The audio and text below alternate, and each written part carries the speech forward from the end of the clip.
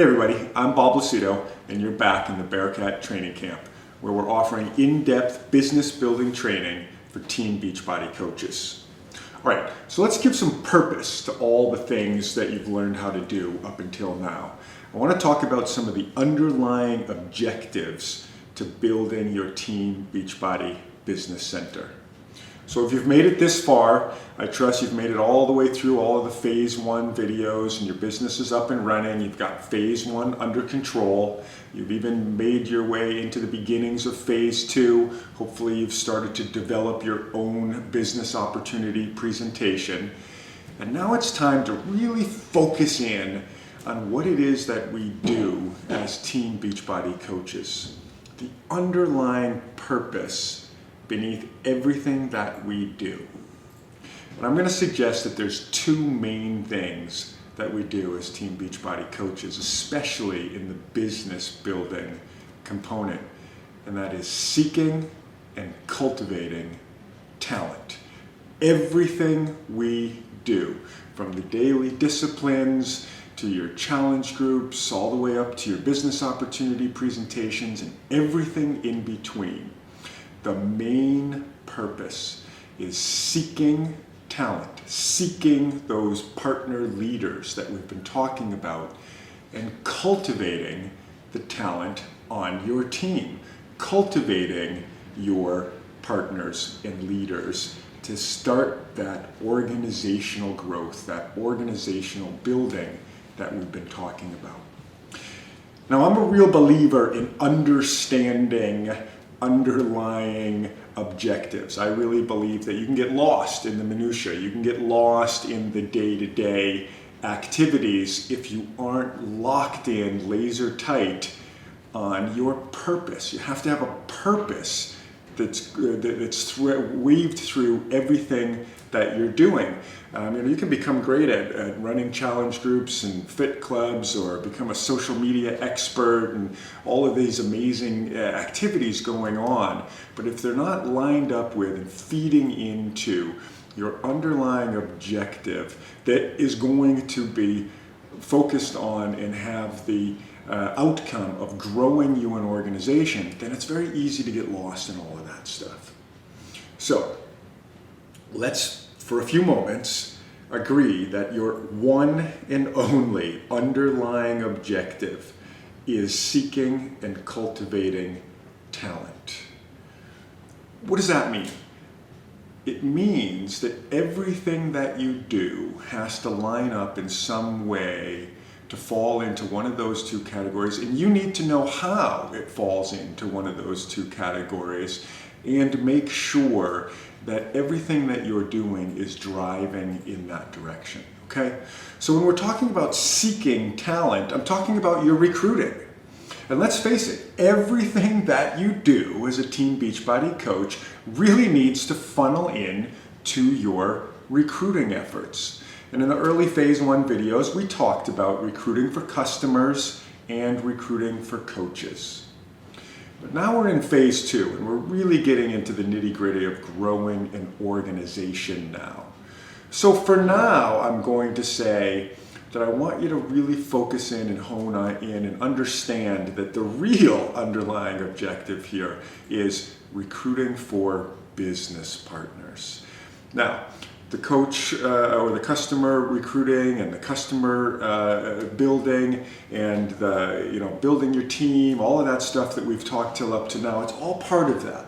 But it all leads to the road to finding those inner circle partner leaders that we've been talking about, okay? So all of your recruiting efforts have to be on the lookout for exactly that.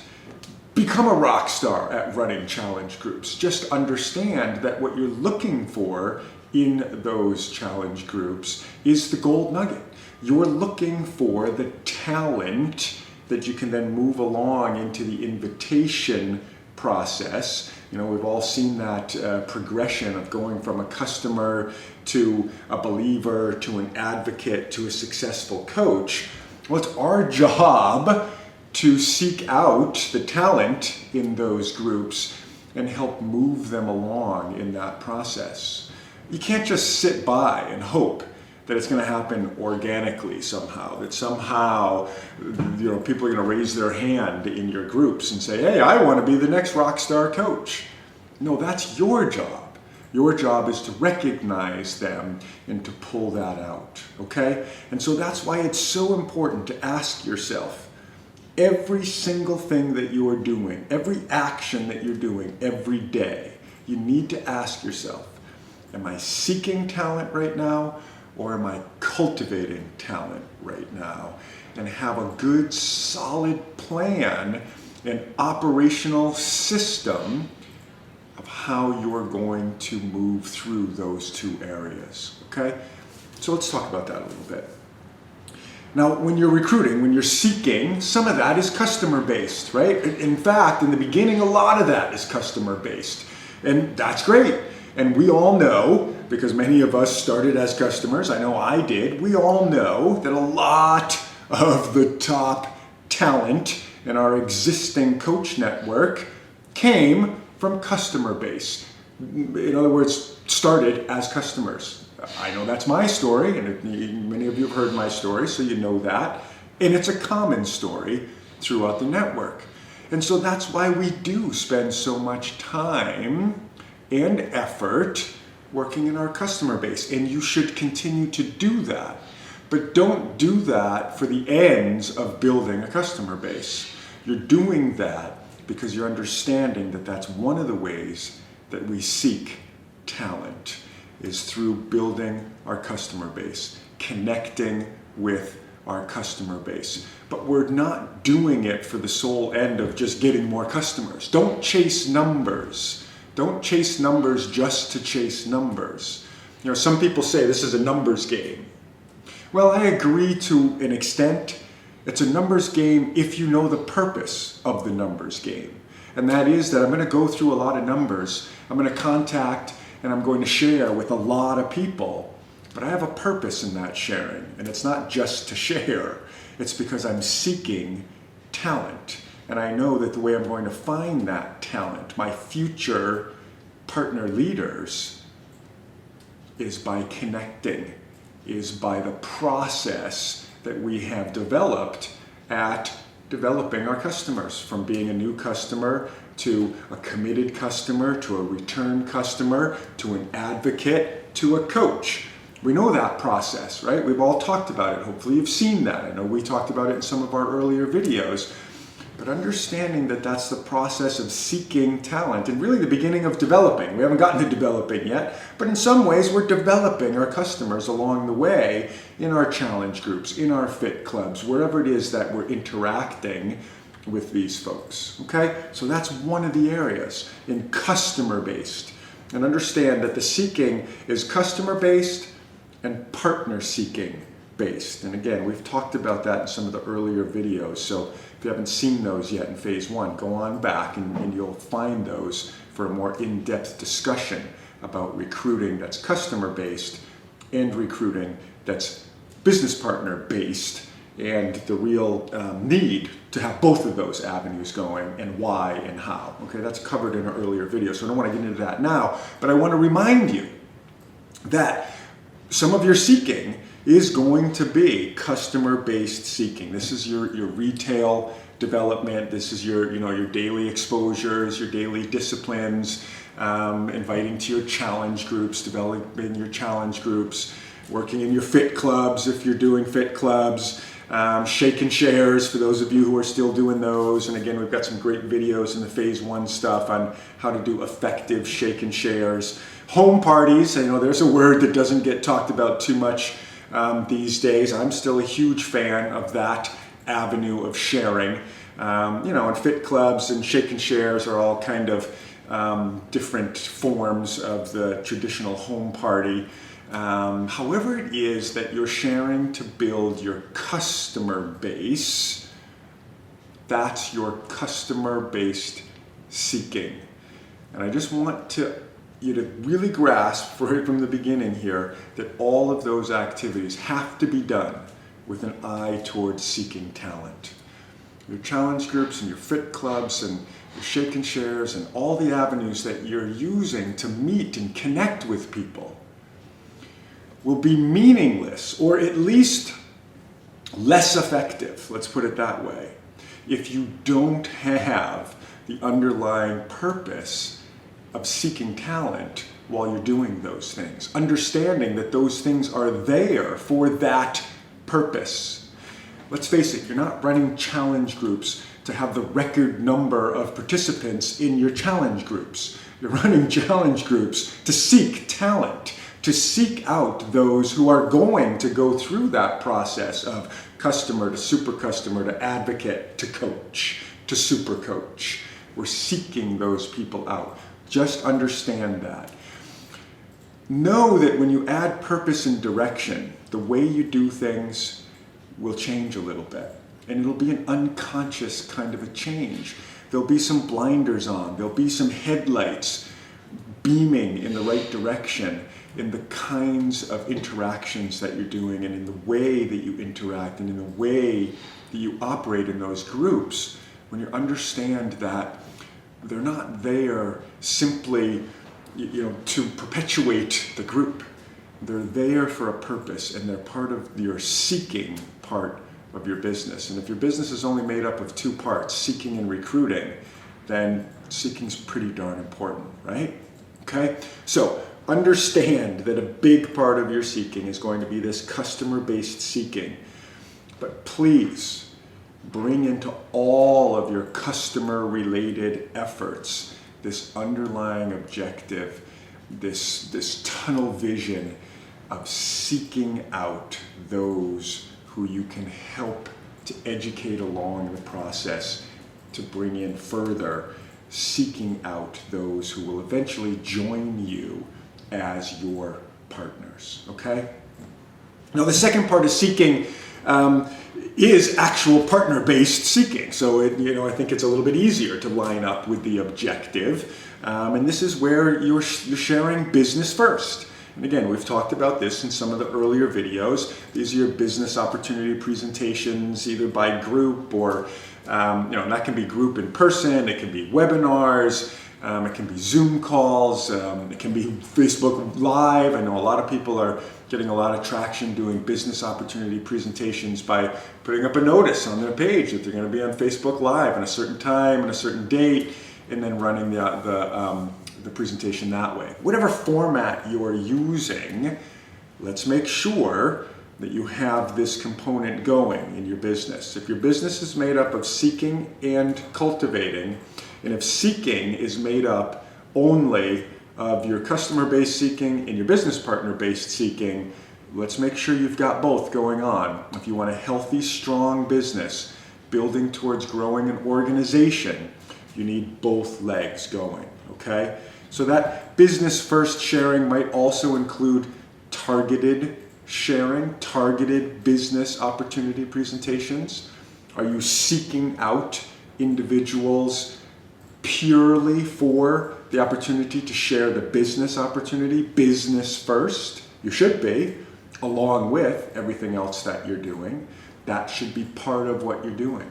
Are you pulling together groups of people, even inviting from some of your customer-based seeking? This is a great avenue for moving customer-based seeking prospects over to business partner-based seeking. And that is inviting them in to some of these opportunities where you're sharing the business opportunity.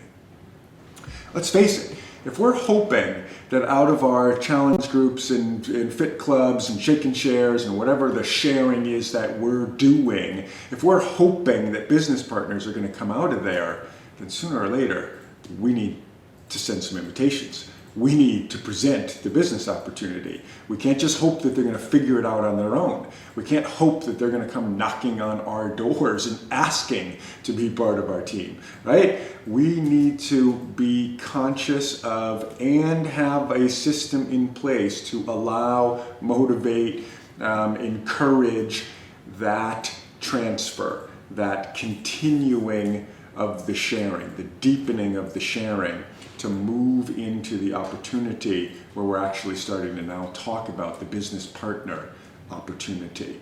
Okay, so some of those people that are going to get that from you are going to come through your customer-based sharing. Some of them are going to come through seeking efforts that are directed at seeking that audience as well. Okay, so we want both. And as I said before, there are some earlier videos in phase 1 stuff that talk about the nuances between customer-based recruiting and business partner-based recruiting, how to do both, why you want both. But for purposes of today, understand that those are the 2 legs of your seeking component. And everything that you do in those 2 realms has to follow along that straight and narrow path, that one single objective with laser focus of seeking out those we can deepen the conversation with. That's really what we're looking for. Seeking out the opportunities to get deeper with the sharing, to get deeper with the conversation, to invite them deeper in to what it is that we're doing here, okay? So that's your seeking. Part 2 is cultivating. All right, so once you've found some of these people that you've been seeking for, now you have to have part of your business that's set up to cultivate the talent. Okay, and trust me, I 100% believe that everything you do as a coach falls into one of these 2 categories. And the quicker you figure out all the things that you're doing and make sure that you understand which category they fall in, and more importantly, make sure you have activities going in both, then the quicker you'll be on the road to building an organization and building the kind of success that we've been talking about in this group. Okay, so your cultivating of talent includes your onboarding system, it includes your training system, it includes your personal mentoring system, and then finally, all the way up to your partnering. Remember, the ultimate goal here is to find your partner leaders, your inner circle leaders that are going to be the core of your organization. We've talked about that in some of the other videos, so hopefully that is familiar to you and already makes sense to you. Okay, that's our ultimate goal. We want to go all the way through. We want to seek out those that we can bring into the cultivating process, and then we want to seek further those who we can bring all the way through that, all the way up to leader partner, and then fill in all those other categories along the way. Okay, so do you have an onboarding system? Does your team have an onboarding system that you can leverage? Where can you give that to the people who are coming into your team? How can you provide that? And some of you may have an onboarding system, Coach Basics, whatever it is that you're using. Maybe you don't have your own. That's cool too. I'm a huge fan of the word leverage. Leverage your team, leverage the network, leverage what corporate puts out. There's tons of resources and tools for you to use to get your brand new coaches onboarded. Whether you've got your own system or not, I don't care. I do care that you understand that it's a crucial step and that you've got something that you're using there, whether it's yours or not. You know that a new coach gets onboarded and you know what your system is for that because you understand the cultivation part of your business. Okay, and then you've got your training programs. This could be your Coach Basics, your Emerald to Diamond groups, or whatever it is that you're using out there. And again, if you don't have your own, I'm sure your team does. I'm sure somewhere in your upline there's something that you can leverage until you do have your own. And in fact, I say leverage, leverage, leverage because there's great systems out there. Why waste your time recreating the wheel on some of these things? Just understand that it's a crucial component and have your answer for how you're getting your people taken care of on that part of the cultivation continuum. And the next part of the cultivation continuum are those people who come through your onboarding. They come through your initial Coach Basics and training. Where do they go next? They go into a mentor program. These are the people who are starting to identify themselves as your talent. Make sure that you've got the next step to bring them along. Make sure that somewhere in your business plan is where you're mentoring people, where you're giving those who have come this far, who deserve that attention, and we're going to talk about that in a minute, something where they can get that attention. okay? And obviously this is going to be a smaller group. You're not offering this to every single person who's in your challenge groups. These are people who've come in, they've become coaches, they've gone through the onboarding, they've gone through the initial training, and they're still going, and they really are showing an interest and a talent for moving forward. They're going to start to get more of your time and more of your direct mentoring. Hopefully then, graduating up to people who become your true partner leaders, people who truly come through all of your cultivating processes and develop their own business and become your partner. That's where we want to get them to. That's the cultivation process, okay? So, with that in mind, let me talk to you a little bit about how it is that you reach all of these people in your organization and the mechanisms by which you make sure that your time is being used efficiently and the right people are getting the right time of the right intervals of your time, okay? If seeking and cultivating are the big things that we're doing, then let's make sure that we're also doing them effectively and efficiently, okay? So we talked about what cultivating looks like, the onboarding, training, mentoring, and partnering. How do you get to those? What's the system or the breakout of your time? I suggest it looks something like this. Most people get you in large group. Most people get you in large group. And this works with the customer side too. Your challenge groups and your fit clubs, people are getting you in large group until they identify themselves as, some talent, for lack of a better term, and deserve more time. Same thing with your coaches. Large group. Most people get your time in large group. Your team page, your team calls, events, Super Saturdays, team events, summit, whatever it is, you're getting your team together, they get you in large group, and that's most of the players on your team, large group, okay? Because most of the players on your team are going to be, kind of the masses moving your team along. But then there's also going to start to develop some that rise up out of that group, who identify themselves. It's always clear who's ready to move into the next of these brackets because they identify themselves. And the next place where people are going to get your time is small group.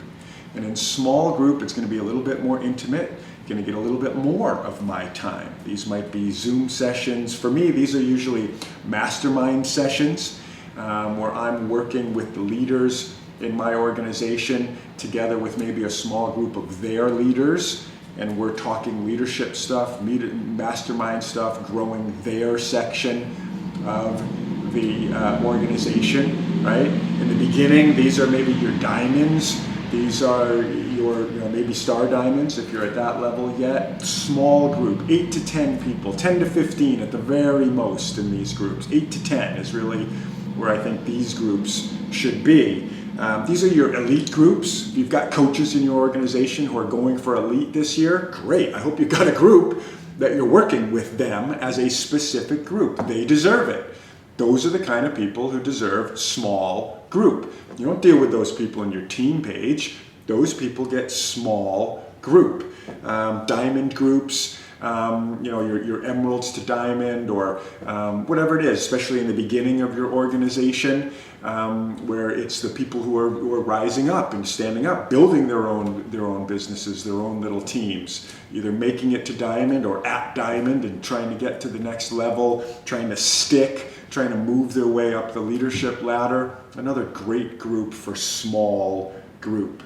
And also your leadership groups, depending on where you are in the business. This can look any number of different ways. The idea being these are the people who are showing themselves as leaders, who are showing themselves, identifying themselves as the interested, as the movers and shakers. I use the word the talented, but the truth is there isn't a whole lot of talent that's necessary in this business, and that's the truth. The talent in this business is having a heart and having some passion and some desire and some willingness to share and connect with people, to create relationships and build success communally. So I don't know what talent, if that's quite the right word, but it does capture the essence of what it is that I'm hoping you're catching from this message. So those who are showing themselves to fall into that big category of the talented or whatever that is, the self-initiated, you use your own word, they come into this small group, okay? And that's also the way you help your leaders build, by the way. I have several mastermind groups going right now, and it's basically one or two of the leaders in my organization, and my organization is big enough now that leaders means they're a 5-star diamond or above, and I'm working with them, maybe one or two at a time, with their inner circle of people, their top people, their top leaders, and we're in small group together. And that's one way that, for those of you who do have big organizations already, that's one way that you can help to lead through your leaders. I don't need to be in their team pages. I don't need to, be aware of what's going on. Some of them are thousands of people, big. But if I'm connected with the leaders, then I know that the things I want to duplicate, the things that I want to grow, the things that we collectively as a leadership inner circle want to build as our organizational culture, as the things we want to drive and duplicate, we can focus on through leadership groups. So a great way to lead through leaders, great way to cultivate leaders is these small groups as well, if your team or organization is big enough, okay? And then, of course, the final stage is one-on-one. The final stage of the cultivation process is one-on-one. Who's going to get your one-on-one time? That's the prime real estate, right? That stuff is worth some big stuff. So you've got to be careful. And too many of us get lost giving one-on-one time when it shouldn't be given. Too many of us get lost giving one-on-one time in the wrong places. Some of this stuff is the key to your time management, by the way, folks. Understanding when to use large group, small group, and one-on-one is key to your time management efforts and driving efficiency into the growth of your business, okay? So who gets one-on-one? Your rock stars, of course. And for me, that's personally sponsored or not. And if you've been following me along, then you know how I am with that. If you're in my organization, then I put blinders on to personally sponsored or not. I really don't care about that. I want rock stars in my organization. I want rock stars in my downline. And if you're an up and rising rock star, proving it, a real rock star, you're going to get my one-on-one time, because I want you're running, and I want you to run as fast as you possibly can. And if there's anything that I can do to help, I want to be there for you. So that's kind of the no-brainer. Your rock stars get your one-on-one time. The people you're mentoring, people who have made it to that, they made it through the onboarding, they made it through the training. I always have a small number who are also working with me in a sort of mentoring program. And for me, just as a side note, mentoring for me includes small group, you're in a small group, and a little bit of one-on-one time, kind of a mixture of the two, okay? The next people who get your one-on-one time are your brand new coaches, okay? Oftentimes, especially when you start getting really building success in this business and you get up and running, sometimes we make the mistake of not giving enough time to our newest coaches. Now, I'm not going to give one-on-one time to somebody who tells me that they're joining as a coach simply for the discount and they're going to ride along for a little while and figure it out. And, we've all heard that story. Great, you're a large group, okay? You're a large group person until you say otherwise. But if you're a new coach and you just joined me and you're telling me you want to do this business and you want to learn the business, I'm your partner from day one. I'm in your business building it with you because you're my prime group for my one-on-one time. Now, I'm not going to give that to you forever. I'm going to give that to you for maybe the first 60 to 90 days and really find out where you're going. Now, I've had coaches come in and in that first 60 to 90 days build diamond level and beyond businesses and really show that they're super rock stars, and I keep giving them that one-on-one time, and you go. Other people, in the first 30 to 60 days, they're going to show you that, well, no matter what they may have told you in the beginning, they may actually be a large group person until they develop a little bit more, until they get a little bit more connected with their why and their own personal motivation and whatever else things. You know, those of you who are watching these videos, you're coaches, so you know all the stuff that comes in. That's fine. But in the first 60 to 90 days, if you're a brand new coach, you're going to get my one-on-one time, and we're going to figure that out together. Because the truth is, those first 60 to 90 days can be some of the most crucial time for a brand new coach coming into the business, and can in some cases be determinative as to how far they're going to go. Because that's when foundation is built, that's when the launching pad is built.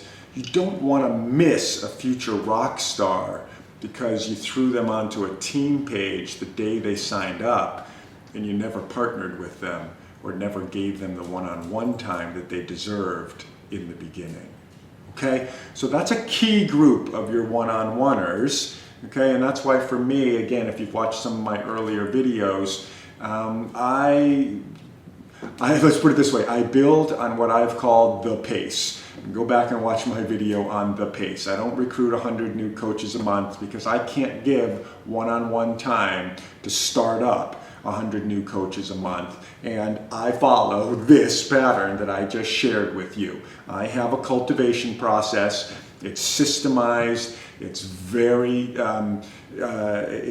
it's very dynamic in terms of its focus and direction, and I'm very specific in my connection to what I believe to be the underlying objectives to building an organization. And I always am making sure that everything that I'm doing is moving me towards or moving me further along the path of building organizationally. And this cultivation of talent piece is key. Okay, so just to wrap up, you've got large group, small group, one-on-one. That's how you're managing your time and how you're working with and who you're working with as you work through the cultivation process with your coaches, onboarding to training to mentoring, ultimately up to partnership creation, leader partners. That's what we're looking for. We are seeking and cultivating partner leaders. That's the objective here. And if you do that, and if you keep that objective in mind and keep that laser focus, two things are going to happen. You're going to find leader partners, and you're going to build the core to an organization, and the numbers will come. It doesn't work the other way, folks. It does not work the other way. So back to that old adage of this is a numbers game. This will not work if all you do is build numbers. If you think that you're going to personally recruit and build somehow a huge organization that is going to somehow organically create a core of leaders, it's not going to happen. But if you'll focus on the objective of seeking out and cultivating the talent and building your inner circle leadership, then you're going to get the inner circle leadership. And along the way, you will be building out the organization, because people are going to sort themselves. Some are going to go all the way and become part of that core. But along the way, many are going to drop into your small groups and stay there. Many are going to drop into large group and stay there. That's cool. I love them all. You're going to love them all too. You want all levels of coaches and all levels of success in your organization. I have an organization now that's, I don't know, somewhere around 35,000 coaches strong. That is not because I've recruited 35,000 coaches. It's because I've built an inner circle of partner leaders, and helped to build and drive leadership through leaders and duplicating that process on down, which then has the result of the large numbers. It starts from the core. It's like that rock that you throw in the center of the pond. The rock, that one center solid rock, is what then creates the ripples. It then creates all of those waves that go on out, touching out to the ends of the pond. That's how you want your organization to work. Okay? So, final thought for today. Your underlying purpose, your one objective that you're going to go after ferociously with laser focus is to seek and to cultivate talent, building towards the goal of creating and connecting with your inner circle partner leaders. All right? Have a great day. We'll see you next time.